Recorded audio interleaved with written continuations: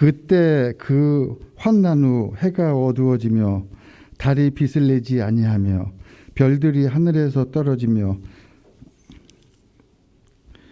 하늘에 있는 권능들이 흔들리리라. 그때 인자가 구름을 타고 큰 권능과 영광으로 오는 것을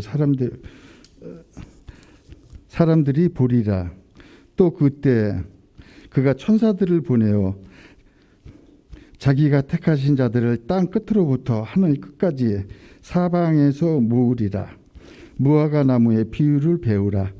그 가지가 연하여지고 잎사귀를 내면 여름이 가까운 줄 아나니 이와 같이 너희가 이 일이 일어나는 것을 보거든 인자가 가까이 곧 문 앞에 이룬 줄 알라.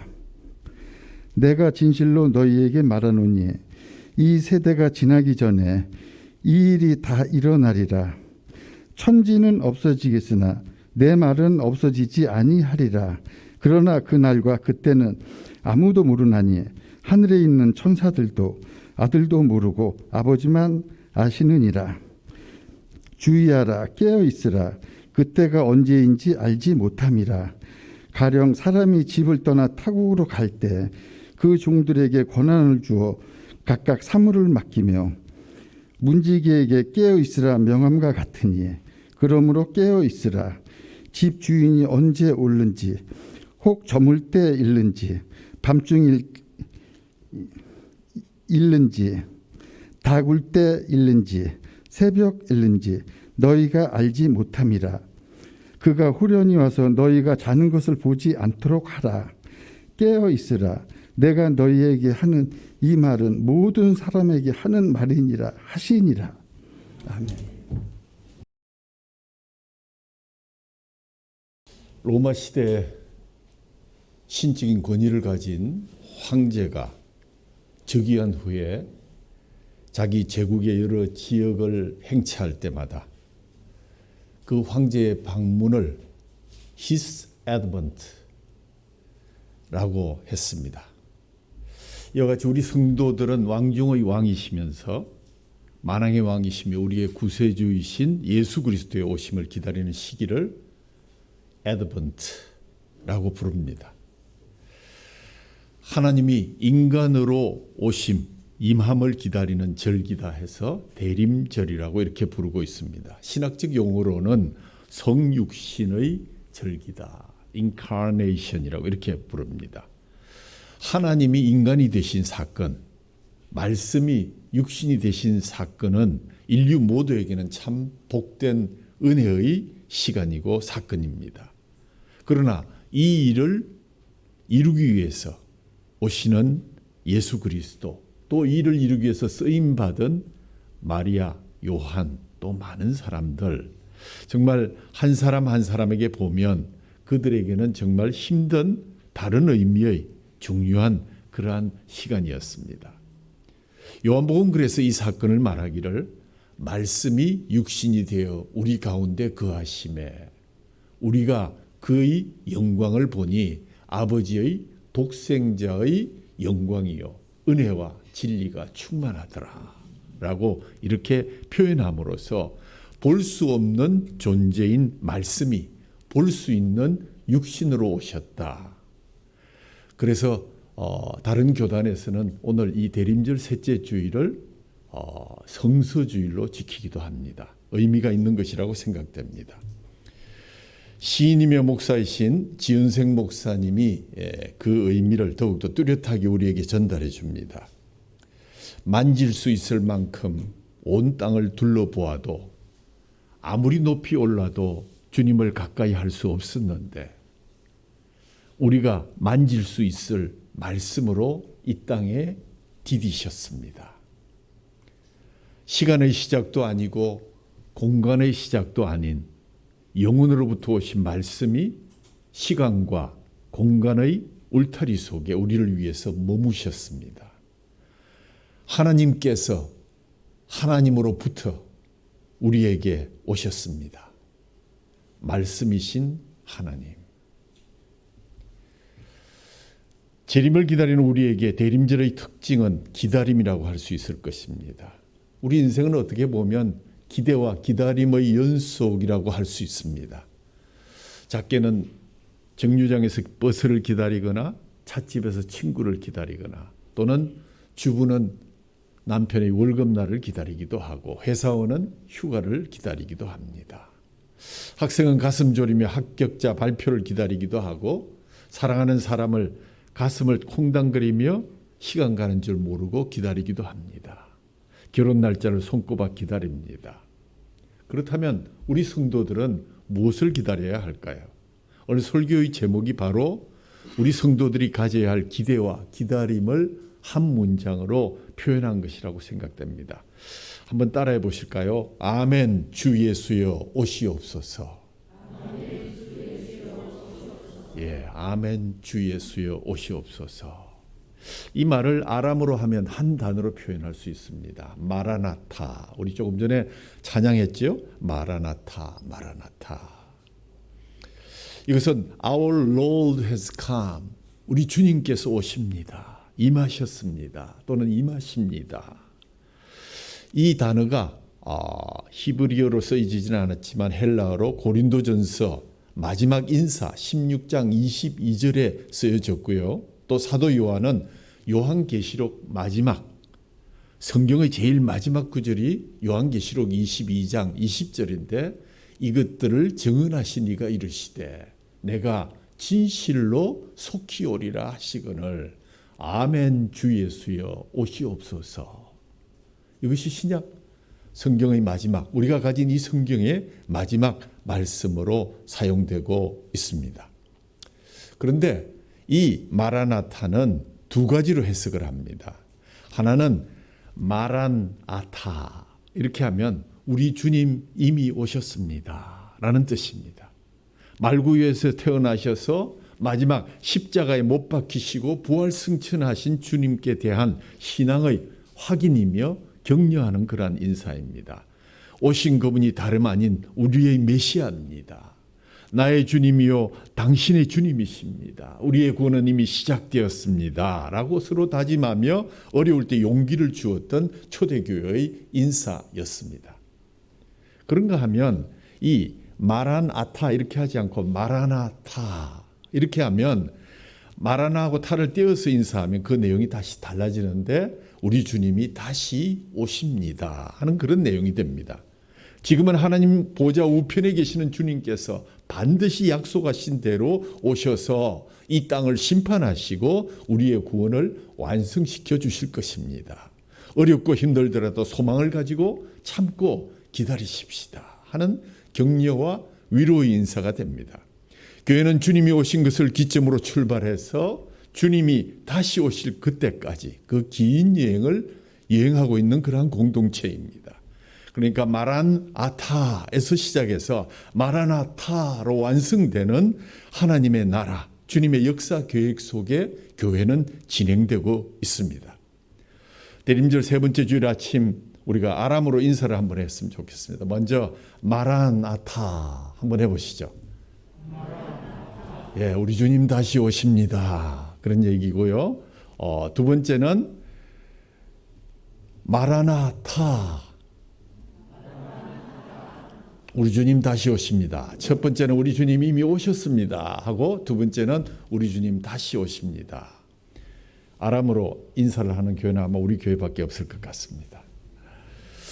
자, 대림절로부터 시작되는 교회력이 시작하면서 이 마지막을 생각한다는 것은 중요한 의미가 있습니다. 즉 교회력이 종말을 반추하면서 시작한다는 것은 교회의 시간 개념이 철저하게 종말론적이라는 것을 우리에게 가르쳐주고 있습니다. 대림절은 우리들로 하여금 그리고 교회 공동체가 하나님께서 그 약속을 이루어 주시기를 간절히 기대하게 만듭니다. 강보회사에서 구유에 누우셨던 예수님께서 부활하신 후에 다시 오셔서 회복과 구원이 필요한 모든 피조물들에게 참 소망과 기쁨을 주실 것이다 하는 기대를 만들게 해주는 것입니다. 그래서 오늘 세 번째 초는 첫 번째, 두 번째 초가 보라색의 짙은 색깔이었다면 세 번째는 기쁨을 나타내는 약간 밝은 보라색을 띠고 있는 것입니다. 그러나 우리는 오늘 여기서 왜 라는 세 가지의 질문을 하게 됩니다. 인생의 목적을 이 대림절을 통해서 우리 자신들에게 묻는 절기가 되기를 바라면서 이 세 가지 질문으로 들어가 봅니다. 첫 번째 질문은 정말로 다시 오시겠습니까? 칼 마르트는 교회의 이 종말론적인 시간 개념을 잘 파악하면서 이렇게 말했습니다. 교회 공동체의 시간은 예수 그리스도의 첫 번째 임하심, 즉 초림과 두 번째 오심, 종말의 사이의 시간이다. 공동체는 그 첫 번째 오심과 그의 부활과 그리고 그의 다시 오심 사이에 존재한다. 그러므로 교회의 시간은 이 둘 사이의 시간이다. 이렇게 정의했습니다. 그렇습니다. 우리는 예수 그리스도의 초림과 재림 사이에 살고 있습니다. 우리는 주님의 초림을 감격 속에 돌아보면서 또한 우리가 정말 주님이 다시 오실 약속하신 재림을 대망하면서 앞을 보고 살아가고 있는 것입니다. 예수 그리스도는 당신의 나라, 당신의 왕국을 시작하기 위해서 초림하셨고 육신을 입으시고 이 땅에 오셨습니다. 우리는 그것을 기념합니다. 그리고 그의 왕국의 최종적인 완성을 위해서 다시 오실 것입니다. 신약 성경이 말씀하시는 신약의 종말론의 가장 중요한 핵심은 우리 주 예수 그리스도께서 다시 오신다는 기대를 말합니다. 이 기대가 신약교회의 믿음을 지배했고 예수님이 다시 온다는 재림신앙이 오늘 교회의 근간을 이루게 되었습니다. 재림신앙은 우리를 구원하는 진리의 말씀의 핵심이요 최후의 완성이 되는 것입니다. 첫 번째 질문, 주님이 정말 다시 오실 것인가? 이 질문에 대해서 하나님의 말씀, 특별히 예수님께서 여러 차례 친히 증언하셨기에 우리는 예, 그렇습니다. 아멘 하고 답할 수 있습니다. 복음서와 서신서에 우리 주님이 다시 오신다고 약속하신 말씀이 수차례 계속 거듭나고 있습니다. 4개의 복음서에서도 다 말씀하고 있고 어느 한 복음서의 한두 곳에만 나타난 약속이 아니라는 사실을 우리는 성경을 읽으면서 알 수 있습니다. 중요한 몇 것을 볼까요? 마태복음 16장 27절 말씀에 인자가 아버지의 영광으로 그 천사들과 함께 오리니 그때에 각 사람이 행한 대로 갚으리라. 주님 직접 말씀하셨습니다. 내가 아버지의 영광으로 천사들과 다시 함께 오리라 약속하셨습니다. 마가복음 14장 62절 예수께서 이르시되 내가 그니라. 인자가 권능자 우편에 앉은 것과 하늘 구름을 타고 오는 것을 너희가 볼 것이라. 인자 곧 예수님이 하늘 구름을 타고 오시는 것을 우리 모두가 볼 것이라고 예수님께서 친히 증거하셨습니다. 사도행전 1장 11절에서도 이르되 갈릴리 사람들아 어찌하여 서서 하늘을 쳐다보느냐. 너희 가운데서 하늘로 올려지신 이 예수는 하늘로 가심을 본 그대로 오시리라. 천사들의 입으로 증언한 말씀입니다. 예수님은 하늘로 가심을 본 그대로 다시 올 것이라고 천사들의 입을 통해서 증언했습니다. 바울의 서신 가운데서도 여러 가운데 나타나는데 특별히 데살로니가 5장 2절 말씀에 주의 날이 밤에 도둑같이 이를 줄을 너희 자신이 자세히 알기 때문이라. 주의 날이란 주님이 다시 오시는 날인데 그 날이 도둑같이 밤에 이루어질 것이다. 그런가 하면 요한계시록에서는 매 장마다 주님의 다시 오심을 고대하는 기사가 가득 차 있습니다. 특별히 계시록 1장 7절 말씀을 보면 볼지어다 그가 구름을 타고 오시리라.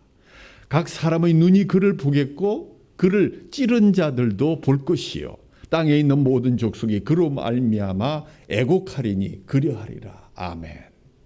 이렇게 확증하고 있습니다. 특히 요한계시록은 매장마다 주님의 그 오심을 고대하면서 아멘 주 예수여 오시옵소서라는 말로 마무리되고 있습니다. 우리의 성경의 시작이 어떻게 되고 있습니까? 태초에 하나님이 천지를 창조하시니라. 창세기 1장 1절 말씀입니다. 이 성경이 어떻게 끝나는가? 요한계시록 22장 20절에 아멘 주 예수여 오시옵소서. 이것이 끝입니다. 문제는 이러한 허다한 말씀의 증거에도 불구하고 재림에 대한 우리의 신앙이 관심이 점점 희박해지고 있다. 그래서 당분간 오지 않으실 것이야 하는 그러한 믿음으로 우리가 왜곡되고 있다는 사실을 제가 예화를 들어서 한번 말씀드리겠습니다. 이번 주 큐티에도 나간 말씀입니다. 어느 유대교 회당에서 직원을 채용한다는 공고가 나갔는데 사람들이 엄청 많이 몰려들었습니다. 그가 하는 일은 메시아가 오시는지 안 오시는지 망을 보고 있다가 오시게 되면 사람들에게 그것을 알리는 그러한 직책이었습니다. 순식간에 많은 지원자들이 몰려와서 그 일에 왜 지원하게 되었는지 그들에게 물었더니 대부분이 다소 멋쩍은 표정을 지으면서 이렇게 말합니다. 두 가지 매력이 있습니다. 첫째는 별로 할 일이 없다는 점입니다. 그 뒷말에 무슨 말입니까? 메시아가 오실 일이 없을 것입니다 하는 그런 뜻입니다.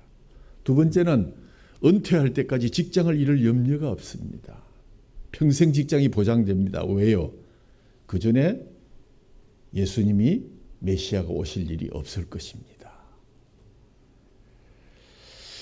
오늘의 교회와 성도들이 너무나 물질적이고 세상적이고 계산적이어서 세상의 일에 연연하고 있기 때문에 주님이 다시 오신다는 재림에 대한 관심이 우리의 관심에서 점점 멀어져 가고 있다는 그러한 이야기를 고발한 것입니다. 우리나라에 오셨던 유대인 랍비가 직접 들려준 이야기입니다. 사람들은 주님이 다시 오시지 않을 것을 확신하며 살아가고 있는 것 같습니다. 오늘 살아가는 모습을 보면 알 수 있습니다. 하지만 우리는 그날이 도둑처럼 이를 것이다. 이 말씀을 무겁게 받아들여야 합니다. 왜냐하면 성경이 이를 강력하게 지지하고 확인해주고 있기 때문입니다. 항상 깨어 있으라는 말씀은 위협의 말씀이 아니라 오늘을 보람있게 살라. 자칫 실패하지 않도록 늘 깨어서 살아라는 그러한 권고의 말씀입니다. 우리가 잊지 말아야 할 것은 주님은 지금도 거듭해서 우리의 삶 속으로 향해서 오고 계신다는 사실입니다. 주님께서 우리의 일상의 삶 가운데 강림하고 계심을 알아차릴 때 우리는 삶의 축복을 깨닫게 되는 것입니다. 오늘날 많은 사람들이 물질 만능에 사로잡혀서 우리 주님이 예비해 놓으신 천국 같은 것은 안중에도 없는 것 같습니다. 모든 사람이 그림 같은 집을 짓고 싶은데 예수 믿고 천국 갑시다 라고 얘기하면 당신이나 가십시오. 나는 여기가 천국이야 라고 얘기하는 것처럼 복음을 조롱합니다. 그러면서 왜 교회에 다니느냐고 물으면 마음이 평안해지고 수양사만 나오고 기독교를 좋은 문화생활 정도로 이해하고 있기 때문이다. 예배라는 이름으로 모였는데 잘 기획된 콘서트장에 참석하는 것처럼 착각할 정도로 멋지고 화려한 예배에 우리가 매력을 느낀다. 그 예배가 참 볼만하다.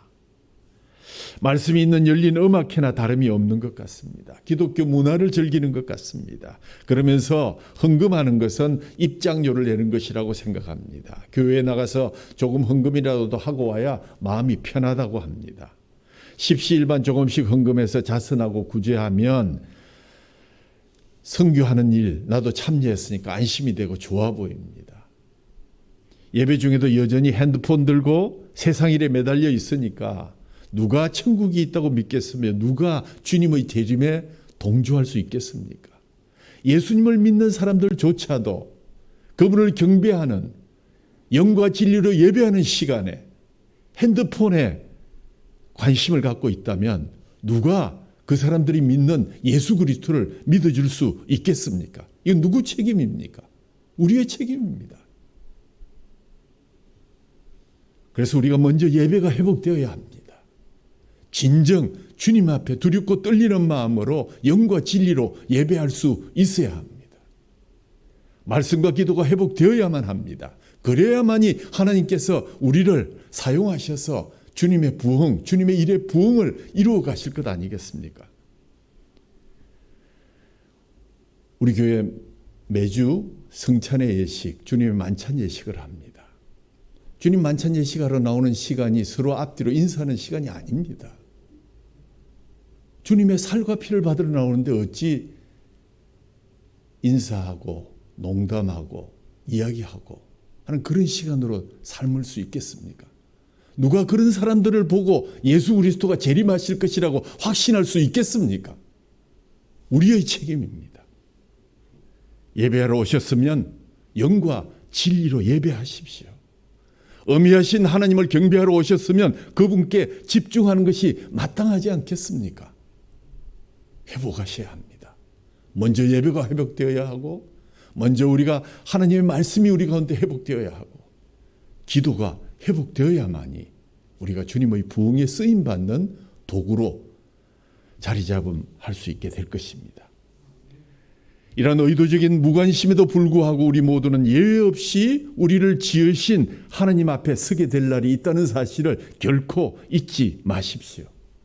역사의 종말이 있을 것이요, 우주적인 종말이 다가오고 있고, 개인의 종말도, 한 사람의 운명이 다하는 날도 결코 멀지 않습니다. 인생이 창창할 것 같습니까? 조금 오래 산다고 해서 좀 이제 여유가 있는 것 같습니까? 그러나 인생의 재원에는 한계가 있습니다. 한계 수명이 있습니다. 영원히 사용할 수 있는 기회가 없듯이 인간의 한계 수명도 정해져 있고, 이것을 우리는 평균 수명, 기대 수명이라고 합니다마는, 무궁화 꽃이 피었습니다 라고 얘기하기 전에 하나님이 우리를 부르실 수도 있다는 사실을 꼭 기억하시기를 바랍니다. 예수님은 다시 오십니다. 초림의 예수님은 십자가를 지시기 위해서 오셨지만, 그러나 재림의 예수님은 만왕의 왕이시며 만주의 주로서 영원토록 온 세상을 다스리기 위해서 큰 권능과 영광으로 오실 것이라고 누차 성경은 강조하고 있습니다. 신실하신 하나님의 약속을 깊이 새기는, 그래서 기름통을 준비하여 끝내 신랑을 맞아 혼인잔치에 참여하는 지혜로운 다섯 처녀처럼 신랑이신 예수님과 함께 세마포 옷을 입고 천국잔치에 입성하는 저와 여러분 되기를 주님의 이름으로 축원합니다. 정말 오실 것인가 걱정하지 마십시오. 그것은 하나님의 일입니다. 전지전능하시고 가장 좋은 시간에 하나님이 오실 것입니다. 문제는 우리입니다. 두 번째, 그렇다면 질문이 있습니다. 언제, 어떻게 오실 것인가? 그것 알아야 좀 준비할 것 아닌가? 예수님의 초림에 관해서 우리가 비교적 많은 것들을 알고 있죠. 요셉과 마리아, 베들레헴 마구간의 구유, 또 양떼를 지키던 목자들, 천사들의 찬송, 동방박사들과 예물들 등등 우리는 많은 기록들과 정보를 갖고 있습니다. 그러나 오늘 우리가 예수님의 재림에 대해서는 잘 알지 못합니다. 오늘 본문은 예수님이 자신의 재림에 대해서 친히 말씀해 주신 소중한 성경입니다. 성경을 보면 주의 날이 가까워지면 여러 가지 현상이 생긴다고 직접 말씀해 주셨습니다. 마가복음 13장 1절에서 23절까지 곳곳에 전쟁과 난리와 환란이 있을 것이다. 지금 세계 곳곳에서 무섭게 전쟁을 하고 있고 난리와 환란이 끊어지지 않고 있지만 우리는 그것을 잘 인지하고 있지 않고 관심을 두지 않습니다. 이렇게 환란을 당한 후에 되어질 두 번째 일이 24절부터 오늘 읽은 말씀에 자세히 나와 있습니다. 구약이든 신약이든 주님의 날에 대해서 언급하는 것을 보면 모두 어두움이 있다라는 말을 발견하게 됩니다. 요엘서 2장 10절에도 그 앞에서 땅이 진동하며 하늘이 떨며 1월이 캄캄하며 별들이 빛을 거두도다라는 그러한 종말을 우리에게 들려주고 있습니다. 데살로니가 5장 2절에 주의 날이 밤에 도적같이 이를 줄을 너희 자신이 자세히 알미라. 우리는 이 두 단어를 발견해야 됩니다. 밤에라는 단어와 도적같이라는 단어입니다. 왜 주님이 재림하시는 날이 밤 같고 도적 같습니까? 사람들이 기다림에서 멀어져서 전혀 준비하지 못한 때에 오신다는 뜻입니다.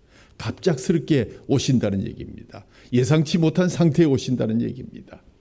24절, 25절, 26절을 읽으면 하나의 그림이 그려집니다.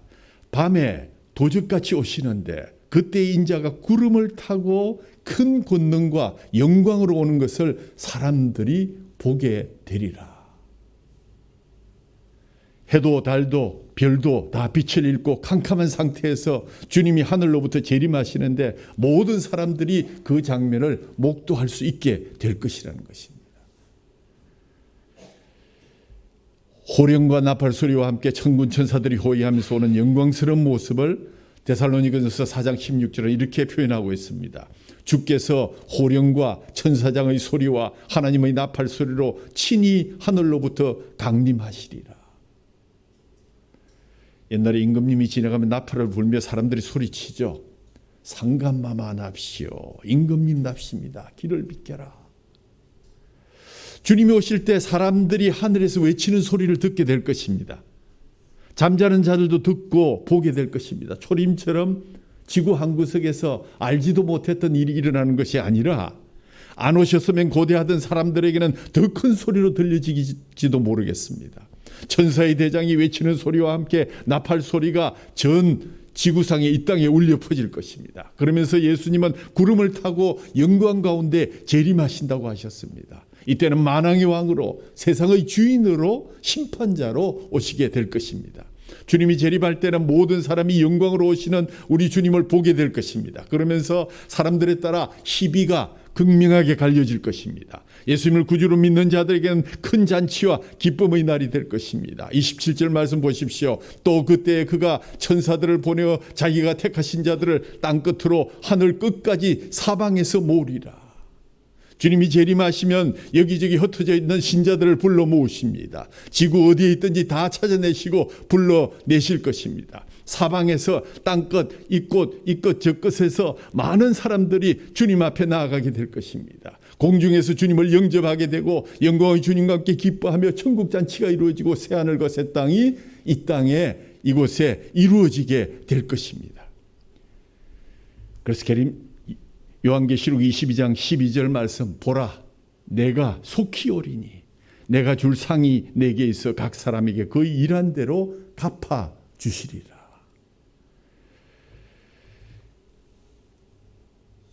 예수님이 다시 오시면 죄악이 가득한 처음 하늘과 처음 땅은 사라지게 됩니다. 그날에 거의 재림에 무관심하던 자들, 믿지 않고 교만을 떨면서 조롱하던 자들의 모습을 상상해 보시기 바랍니다. 이미 우리는 성경에서 그 모습을 알 수 있습니다. 노아의 방주에 대홍수가 실현되는 날에 이미 닫힌 문 앞으로 떼거지로 몰려와서 문 좀 열어달라고 발악을 하다가 마침내 멸절하고 말았던 무리들을 한번 생각해 보시기를 바랍니다. 그 죄악의 땅에 심판이 임하고 빛과 사랑이 넘치는 새하늘과 새 땅이 도래하게 된다는 이 말씀 앞에 우리가 어찌 두려워 떨며 우리 자신을 돌아보지 않을 수가 있겠습니까?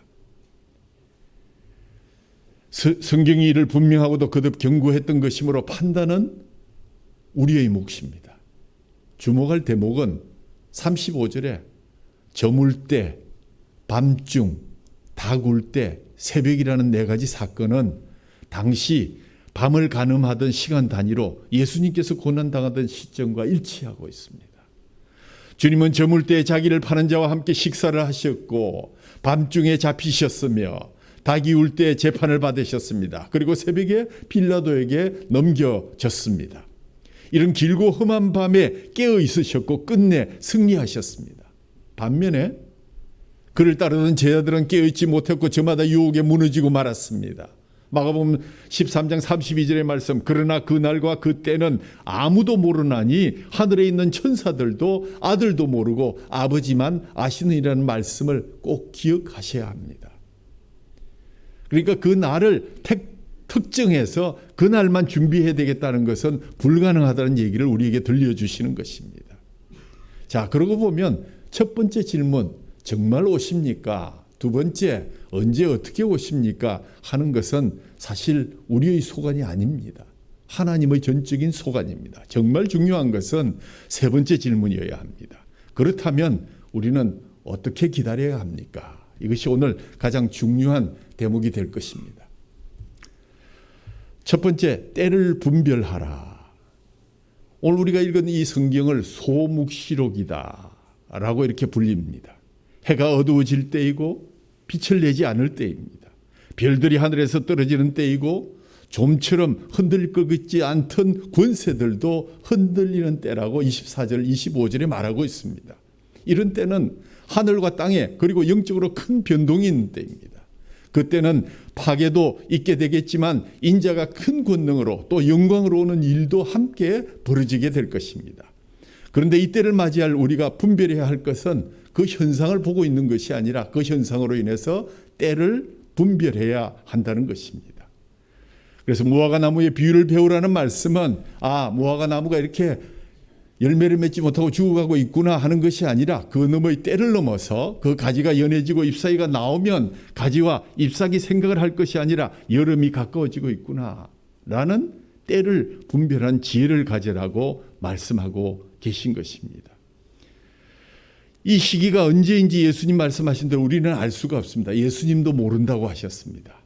그래서 그 때를 잘 준비하는 것은 그 시대의 특징을 미리 가늠해서 준비하는 것밖에는 다른 길이 없습니다. 때의 특징을 잘 알고 겨울에도 보리로 푸른 풀밭을 꾸밀 수 있는 것, 특징을 알기 때문에 가능한 일입니다. 종말의 때가 가지는 특징을 알면 그때 우리가 해야 할 바를 알 수 있습니다. 하나님이 주신 지혜로 때를 분별하는 것이 주님의 날을 예비하는 첫 번째 중요한 방법이 될 것입니다. 두 번째, 끝까지 말씀을 붙잡으셔야 합니다. 역사는 계속해서 하나님의 때를 향해서 나아가고 있습니다. 하나님께서 궁극적으로 완성하실 새로운 하늘과 땅을 향해서 나아가고 있습니다. 하나님의 관점에서 교회 시대가 궁극적인 목표가 아니라 이 모든 것이 잠시 있다 지나가면 우리가 믿고 의지할 것은 영원한 주님의 말씀밖에는 믿을 것이 없습니다. 이것들이 다 이루어질 때까지는 이 세대가 결코 끝나지 않을 것이라는 주님의 말씀은 우리가 살고 있는 지금 이 때가 끝나기 전에는 결단코 새하늘과 새 땅이 열리지 않는다는 그러한 뜻입니다. 그러나 주님은 그런 모든 격변 가운데서도 예수님의 말씀만이 영원할 것이라고 강조하고 계십니다. 예수님은 그 자신이 진실이시기 때문에 스스로 진실로 말씀하실 수 있으셨습니다. 결국 우리가 붙잡을 것은 눈에 보이는 것이 아니라 눈에 보이지 아니하는 주님의 그 말씀의 소망 가운데서 궁극적인 목적은 주님 말씀 안에서 발견되어질 수 있다는 사실을 기억하셔야 합니다. 세 번째로 계속 강조되고 있는 주의하라, 깨어있으라. 오늘 주님의 재림을 기다리는 성도들에게 주의하라, 깨어있으라고 말씀하십니다. 그때가 언제인지 알지 못하기 때문이라고 그렇게 부연 설명하셨습니다. 주의하란 말은 보라, 알아차리라, 간파하라 이런 뜻입니다. 우리는 이 세상을 주목하여 볼 필요가 있습니다. 이 세대가 얼마나 악한지 타락했는지를 살펴보아야 합니다. 얼마나 유혹한 것들이 많은 것인지 주목해서 보아야 합니다. 영적인 눈을 들어 세상을 보고 하나님의 영광을 바라보아야 합니다. 그러면서 주님이 깨어있으라고 말씀하셨습니다. 이 말씀은 정신 차리고 낮이 되었음을 알고 맑은 정신으로 긴장하라는 것입니다. 집중하라는 것입니다. 우주적인 종말, 역사적인 종말, 우리 주님의 역사의 심판지로 오시는 그날은 언젠가 어떻게 될지를 아무도 모르기 때문에 우리는 로마서 13장 11절의 말씀처럼 또한 너희가 이 시기를 알거니와 자다가 깰 때가 벌써 되었으니 이는 이제 우리의 구원이 처음 믿을 때보다 가까웠음이니라. 예수님은 제자들에게도 깨어있을 것을 강조했습니다. 그럼에도 불구하고 그들은 방심하다가 유혹에 넘어졌습니다. 주님과 한때 가까웠다고 해서 마음 놓을 수 없음을 보여주는 사람들이 바로 제자들의 모습에서 우리는 발견할 수 있습니다. 시작이 좋다고 해서 끝까지 좋은 것이 아닙니다. 끝까지 우리는 깨어서 주님의 말씀에 집중해서 그날을 기다려야 할 것입니다. 마가복음에도 처음에는 열심히 주님과 동행한 제자들의 모습을 우리는 발견합니다. 아무런 경고를 받지 못했나요? 아니요. 여러 번 경고했습니다. 그들은 주님의 경고를 받았음에도 불구하고 겟세마네 동산에서 잠이 들고 말았습니다. 주님을 배신하기도 했습니다. 이들의 어리석음은 그들의 마음속에 큰 상처로 남게 되었습니다. 이들의 실패와 어리석음을 타산지석으로 삼지 않으면 그들의 실패는 영원히 무익한 일로 기록되고 말 것입니다. 모토라는 신학자가 한 말 꼭 여러분에게 들려주고 싶습니다. 마치 그리스도께서 어제 죽으셨고 오늘 아침 일어나셨으며 내일 다시 오실 것처럼 살자. 우리 주님의 재림을 확신하지만 언제 오실는지 그 누구도 모릅니다. 요한복음 5장 24절 말씀에 내가 진실로 진실로 너희에게 이르노니 내 말을 듣고 또 나를 보내신 이를 믿는 자는 영생을 얻었고 심판에 이르지 아니하나니 사망에서 생명으로 옮겼느니라. 우리가 받아야 하는 심판과 저주를 주님이 먼저 받으시고 우리의 죄와 사망에서 우리를 구원해 주셨습니다.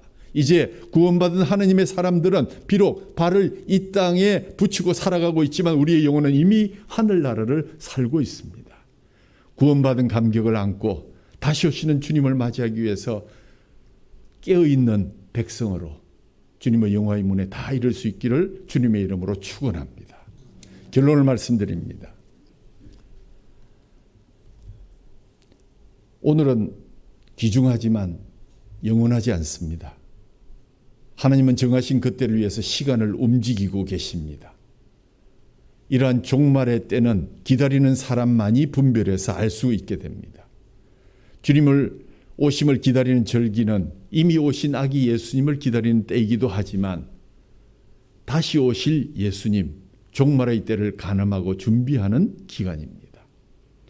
아직 오지 않은 그때는 결코 평안한 때가 되지 않을 것임을 오늘 본문을 통해서 말씀하셨습니다.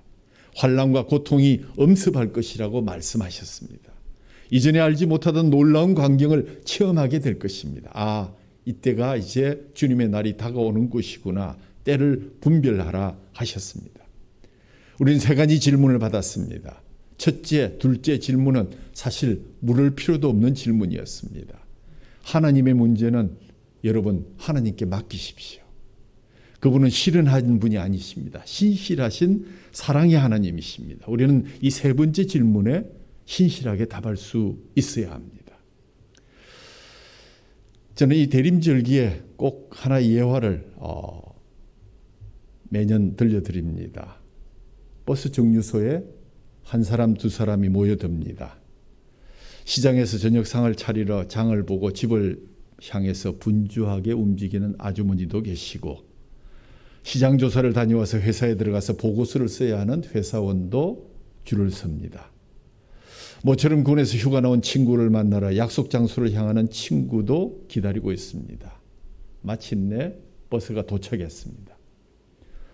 대여섯 명의 승객이 기사님의 인사를 받으면서 안도의 한숨을 쉬면서 승차를 하게 됩니다. 그런데 버스가 금세 문을 닫지 않고 깜빡이를 켠 채 출발을 하질 않습니다. 승객들이 점점 조바심을 가지다가 얼마를 기다리다 젊은 회사원이 이야기합니다. 아저씨, 이제 그만 가시죠. 기사 아저씨가 잠깐만 기다려 주십시오 라며 사이드 밀러를 유심히 쳐다보고 있는데 얼마 후에 부피가 큰 가방을 맨 비만을 넘어선 듯한 한 살이 출렁거리는 초등학교 남학생이 거친 숨을 몰아쉬면서 승차를 하면서 아저씨 기다려주셔서 감사해요 하고 꾸벅 인사를 합니다. 차는 이내 문을 닫고 출발합니다. 이때 버스 기사님이 미소를 지으면서 승객들에게 하신 말씀, 버스도 가끔 승객을 기다립니다. 우리는 우리가 주님을 기다린다고만 생각합니다. 그러나 하나님께서 우리를 기다리시고 하나님께서 우리를 향해서 이미 오고 계신다는 사실을 이 대림절을 통해서 우리가 깊이 깨달았으면 좋겠습니다. 준비하며 기다리십시다. 때를 분별하면서 말씀 끝까지 붙들고 잠에서 깨어 집중하십시다. 성경 마지막 내가 진실로 속히 오리라는 하나님의 말씀은 결코 헛된 말씀이 아니실 것입니다. 아멘. 주 예수여 오시옵소서. 마라나타 라고 기쁨으로 응답하면서 저 타오르기 시작한 촛불처럼 우리의 가슴에도 예수님을 향한 기대와 기다림이 작은 불꽃으로 점화되어서 종국에는 우리 모두가 가슴에 활활 불타는 기다림의 불꽃으로 이 땅뿐만 아니라 우리의 바깥까지도 함께 태워서 주님의 나라가 확장되는 역사를 바라보며 주님 오심을 함께 기뻐하는 저와 여러분 되기를 주님의 이름으로 축원합니다. 하나님 아버지 감사합니다. 진실로 속히 오리라 하신 주님의 말씀에 우리가 응답합니다. 아멘. 주 예수여 오시옵소서. 준비하게 하옵소서. 회복하게 하옵소서. 예배를 회복하고 말씀을 회복하고 기도를 회복하여 주님 언제 오실지라도 주님 기쁨으로 주님을 맞을 수 있는 백성들이 되게 하여 주시옵소서. 우리가 기다린다고 하지만 사실 주님이 우리보다 더 오래 기다리셨고 주님은 이미 우리를 향해서 출발하고 계십니다. 영의 눈으로 바라볼 수 있도록 인도해 주시고 하나님 말씀 끝까지 붙들고 승리하는 백성들이 다 될 수 있도록 인도해 주옵소서. 오늘도 주님이 약속하신 귀한 주님의 만찬 예식에 저희들을 초대해 주셨습니다.